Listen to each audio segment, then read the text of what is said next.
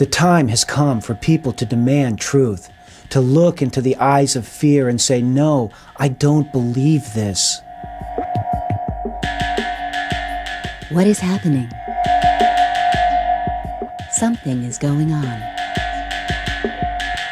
Can you feel the way?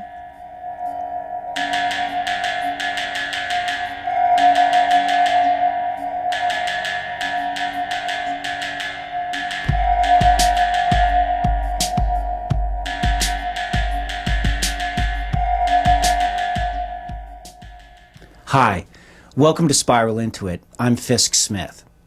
In this episode, we are going to show interviews with speakers who presented at the 9/11 inquiry in San Francisco at the Herbst Theater on March 26th through March 28th, 2004.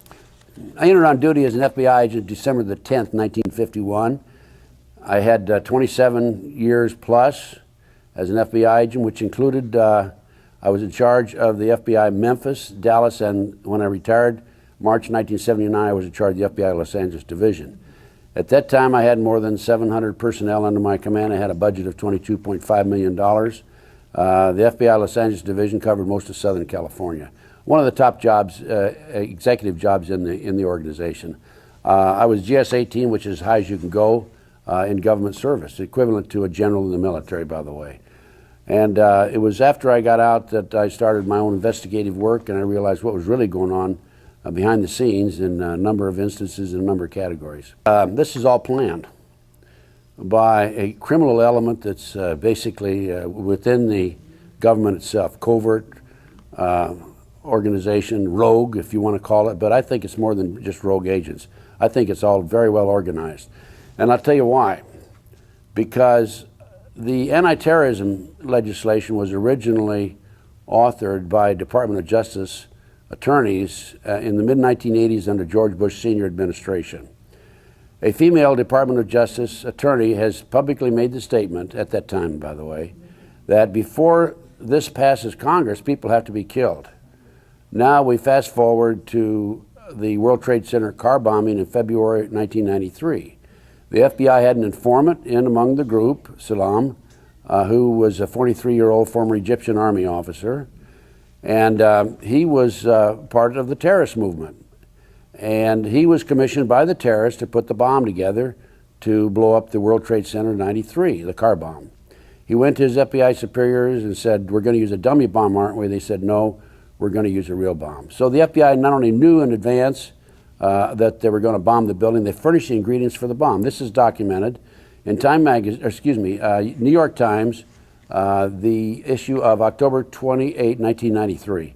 This came out during the trial. He had a body mic on when he met with the terrorists. That's why it came out. Probably kept him from going to jail himself, by the way.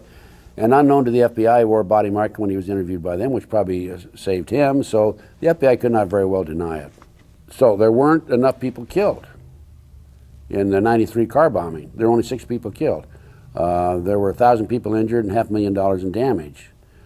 And by the way, if they'd put that car in a different location, it would have probably brought the World Trade Center down, but it didn't.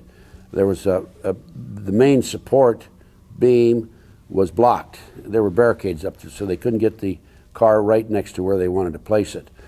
But there were only 6 people killed, not enough to pass the anti-terrorism legislation. So now we fast forward to Oklahoma City, April the 19th, 1995. There were 168, probably 169 people killed. There was that one leg from a black female, they thought, that they have never identified, with army straps on and army shoes.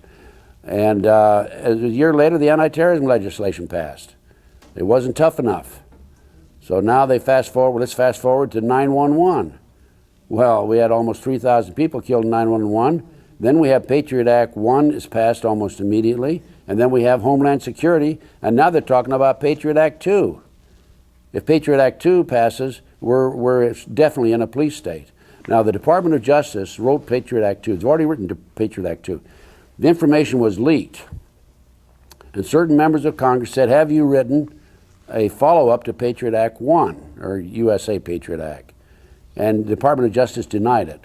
Well, fortunately, there was a loyal U.S. Department of Justice employee who leaked the report. It's 87 pages long, and as a result, the Department of Justice had to admit that they have authored a second Patriot Act.